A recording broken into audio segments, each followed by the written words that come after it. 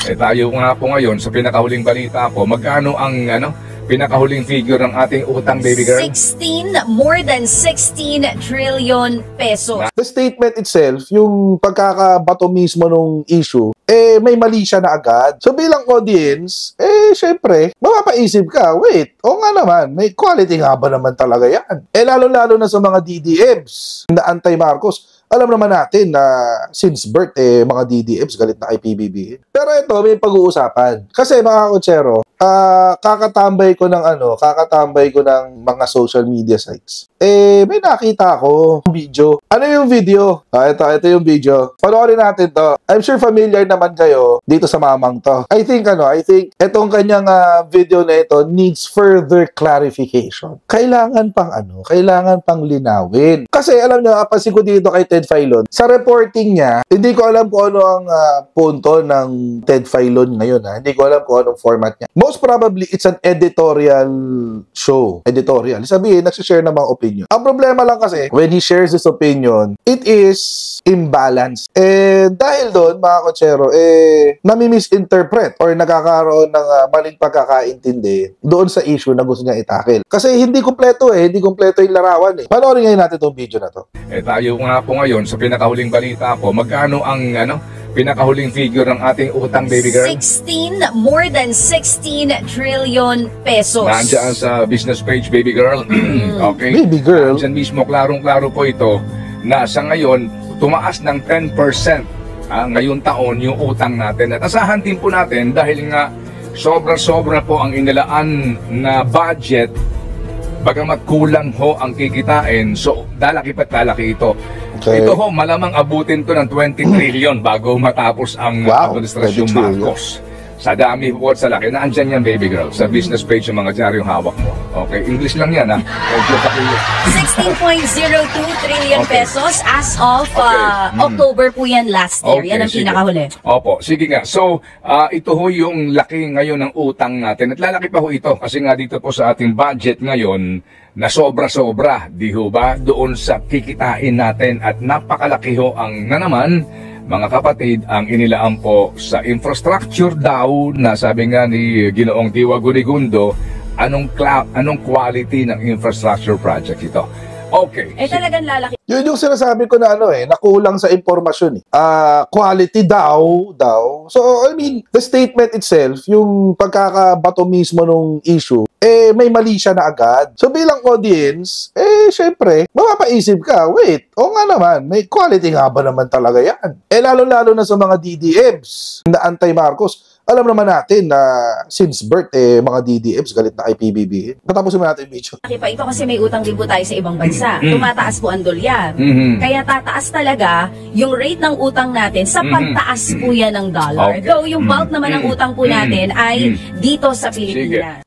Nakakatawa si Ted Filon doon. Pero, diba, baby girl? Baby girl? Joe, buti hindi nagsiselos yung asawa ni Chacha. Okay, pag-usapan ngayon natin itong topic na to. Totoo ba na umabot na tayo ng 16.2 trillion? Yes, the Philippine debt as of January 8, kasi siguro na pag-usapan kaya Ted Filon, ay umabot na sa 16 trillion pesos noong Nobyembre. Actually, it is 16.09 trillion. Walang problema dyan. Alam nyo kasi mga kotsero, kaya siya lumalaki ng ganyan. Because, like always, for the past 20, 30, 40 years, ang Pilipinas ay nag-ooperate sa budget deficit. Anong ibig sabihin? Mas malaki po yung ating ginagastos kesa sa ating mga nakokolekta sa taxes. Ngayon, ano ho ba ang dahilan doon? Marami hong pwedeng dahilan dyan. Una, maraming Pilipino ang hindi nagbabayad ng tax. Number two, marami din politiko ang corrupt. So, kaya tayo na babaon sa utang. And, real talk mga kotsero, manipis po talagang ating fiscal space. Kaya nga kailangan palakihin natin yung ating ekonomiya, yung ating GDP para mas malaki yung ating makuha sa collection ng taxes, mas maraming negosyo, mas maraming magbabayad ng tax. Ganito lang kasimple yung yan mga kotsero.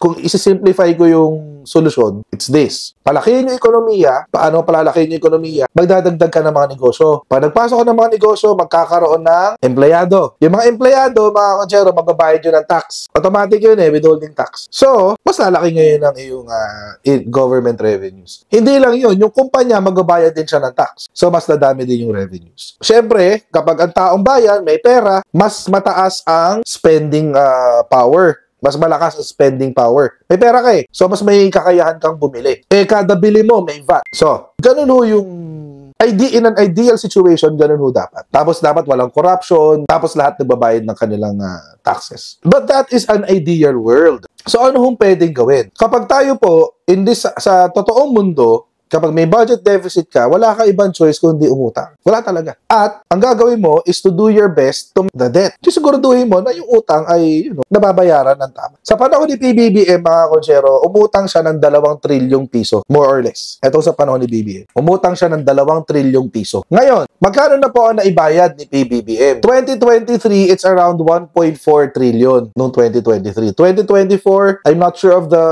final numbers yet, pero it's around 1.8 to 2 trillion na nitong 2024. Abangan lang natin sa April kung ano yung actual kasi sa April pa yung reckoning niyan. Pero ano ibig sabihin nun? Ibig sabihin nun, yung utang na kinuha ni PBBM nababayaran niya. 'Di ba, baby girl? Yung utang na kinuha ni PBBM nababayaran niya. Ano ngayon ang problema? Bakit umaabot pa rin tayo ng 16 trillion? Two things. Number one, mga konsyero, yung ating dollar-denominated na mga utang. Yung ating po kasing dollar-denominated na utang, lumalaki po yan, depende sa lakas o paghihina ng piso. So, pag mahina ang piso, mas malaki yung dollar, yung palitan ng dollar, lalaki rin yung utang. Kasi malaki yung palitan eh. Pag mas malakas ang piso, mas mahina ang dolyar, o di mas mababa ang utang. That's one. Another issue is this. Kasi ang sinasabi ng mga DDS, mga kotsero, si BBM daw ay umutang ng 16 trillion. Di ba, baby girl? Si PBBM daw ang umutang ng 16 trillion. Yun ang sinasabi ng DDS. Under Marcos administration daw, lumaki ang ating utang to 16 trillion pesos. Teka lang, sinungaling kayong mga DDS kayo. At ito yung bagay na hindi sinabi ni Ted Pailon, na sana sinabi niya. Pero syempre, what can we do? Intellectually dishonest eh. Ano ba ang nangyari? Eto, nung panahon ni Digong, umutang siya ng 7.7 trillion. Actually, total nga niyan, 8.6 trillion pa eh, kung tutuusin. Sa kanyang last year, sa kanyang huling mga taon sa opisina, April 2020, ang total ng inutang niya ay 8.6 trillion pesos. Di ba, baby girl? Ito yung intellectual dishonesty dyan eh. Parang ganito yan, mga kotsero. Halimbawa, naging co-maker kayo ng isang utang. Usually sa mga negosyo, uso yung mga co-maker na yan eh. So, imagine ganito yung nangyari. Umutang kayo ng iyong business partner, let's say mga 2 million. All of a sudden, iniwanan ka ni business partner mo. Nagtago, puntang Amerika. Sino ngayon nanghahabulin ng bangko? Diba kayo? Yung naiwan. Kasi co-maker ka. In the absence of the other debtor, ikaw ang hahabulin. Ganun ho yung nangyari dito kay PBBM. Umutang ng umutang, etong si Digonggong, umabot ng 8.6 trillion pesos ang utang. Diba, baby girl? Tapos, tinakbuhan niya yung kanyang utang. Ito yung nangyari doon. Ngayon, si PBBM is left with the debt of the past, ilang presidente? 6 presidents. And the massive debt of the incumbent. Imagine, mga kotsero, yung inutang ni Digong sa 2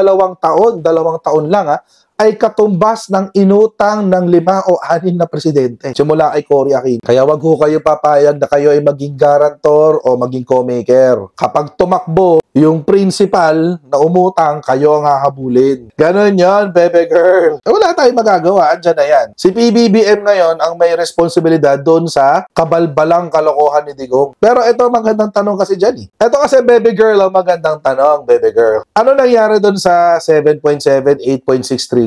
I can say with a measure of confidence of 100% na ang pandemic response, kasi ito ang palusot kasi ng mga DDMs ganito. Ginamit sa pandemic, ano ka ba? Kayong mga nag-aakusa, baka magulat kayo pag nalaman nyo na wala pang 1 trilyon ang ginastos ni Digonggong sa pandemic response. If I'm not mistaken, it's around 600 to almost 700 billion pesos. Billion lang. Nasaan ngayon yung natitirang 7 trillion? Wala hong full accounting na naganap. Oo, hindi pa ho natin alam kung saan napunta yung utang na yan. Although may nabasa ako isang article, hindi ko lang mahanap na kung saan. Umutang lang daw kasi ang Pilipinas para sa budget niya ng 2021 or 2022. So, usually mga kotsero, pag ang national budget po ng Pilipinas ay nasa 5 trillion nung panahon ni Digong. 4 to 5 trillion kadalasan. Ngayon, mga mga kutsero. Ang tanong, 7 trillion minus 4 trillion. O maging ano na tayo, mabait na tayo.